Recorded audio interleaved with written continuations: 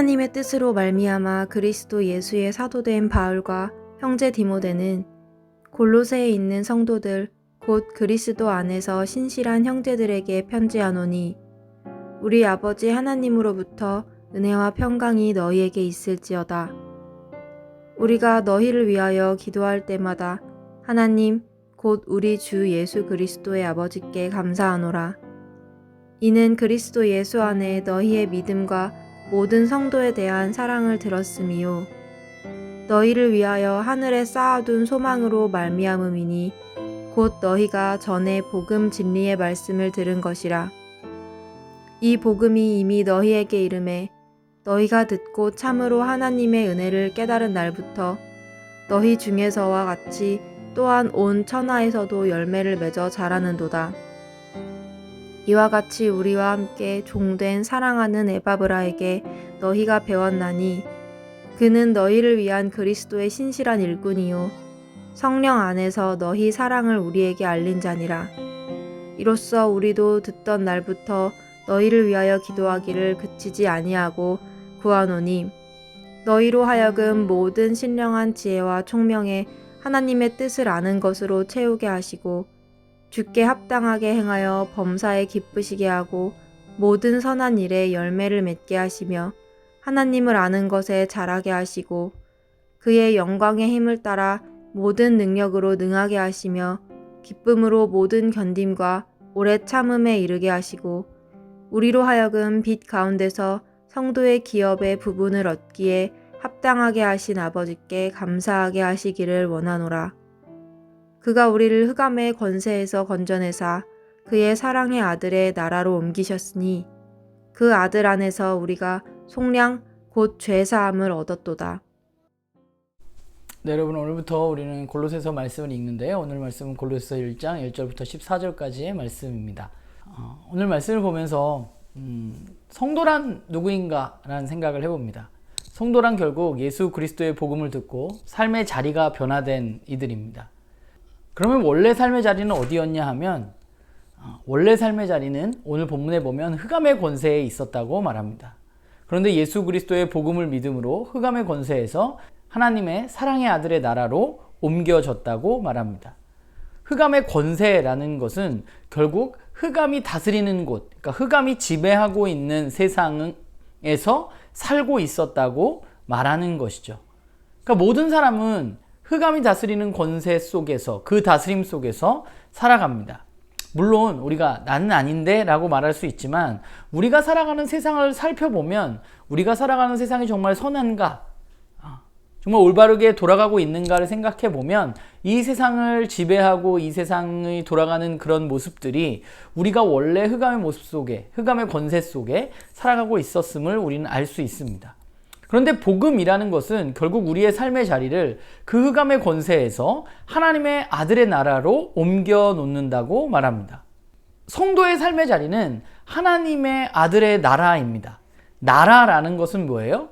결국 나라는 왕이 다스리는 것이고 결국 하나님의 아들의 나라라는 것은 하나님의 다스림 그리고 하나님의 아들인 예수 그리스도의 다스림을 받는 나라, 바로 그것이 성도의 삶의 자리인 것이죠.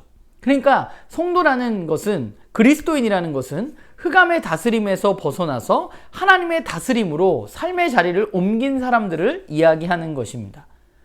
그러면 그들의 삶의 자리를 그렇게 옮겼던 복음은 무엇인가 생각해 보면 그 복음은 예수 그리스도가 전하셨던 하나님 나라의 복음입니다. 물론 오늘 본문 가운데서는 그 복음의 내용이 구체적으로 이야기되어지고 있지는 않습니다. 그런데 오늘 본문을 살펴보면 골로새에 복음을 전한 사람은 누구냐면 에바브라입니다. 그럼 에바브라는 누구로부터 복음을 들었느냐? 바울로부터 복음을 들었습니다. 그러니까 결국 바울의 복음이 에바브라에게 전해졌고 에바브라의 복음이 골로새 지역에 있는 사람들에게 전해졌다면 그 골로새 지역 사람들이 들었던 복음은 바로 바울이 전한 예수 그리스도의 십자가와 부활 그리고 다시 오심에 대한 복음입니다. 그러니까 골로새 교인들에게 에바브라를 통해서 그 복음이 전해졌고 그 복음을 듣고 그들은 믿게 되었습니다. 그래서 그들의 삶의 자리가 바뀜으로 말미암아서 그들에겐 새로운 소망이 생겼죠. 그 소망은 뭐냐면 하나님의 나라에 대한 소망입니다. 그리고 그들이 갖게 된 그 소망은 그들의 삶에 있어서 믿음과 사랑으로 나타나게 되는 것이죠. 바울은 오늘 골로새서를 시작하면서 이들에게 편지를 보내면서 그들의 믿음과 사랑이 그리고 소망이 더 깊어지기를 위해서 소망하고 있습니다. 그리고 그들이 하나님의 뜻을 깨달아서 하나님의 뜻에 합당하게 행하고 모든 선한 일에 열매 맺기를 원하고 있습니다. 결국 성도의 삶은 복음으로 변화되어진 삶이고, 그리고 그 복음은 그들의 삶이 하나님의 뜻을 살아가는 삶으로 더욱 깊어지고 자라가게 되는 것이죠. 그렇기 때문에 성도는 복음을 선명히 알고 더불어서 하나님의 뜻을 따라서 그 뜻을 따라서 살아가야만 하는 것입니다. 저는 복음에는 힘이 있다고 믿습니다. 사람이 안 변한다 하지만 복음은 사람을 변화시킨다고 저는 믿습니다. 성도는, 그리스도인은 복음을 듣고 믿고서 그 복음을 살아내는 자들입니다. 그렇기 때문에 중요한 것은 바로 하나님을 올바로 아는 것이고 그 복음을 올바로 아는 것입니다. 하나님을 올바로 알아야 성도가 성도로서 살아갈 수 있는 것이죠. 오늘 본문을 쭉 살펴보면 바울은 알에 대해서 지속적으로 강조하고 있는 모습을 보게 돼요. 알아야 한다, 너희들이 알아야 한다라고 반복해서 말합니다. 그만큼 올바른 알미 중요하기 때문입니다.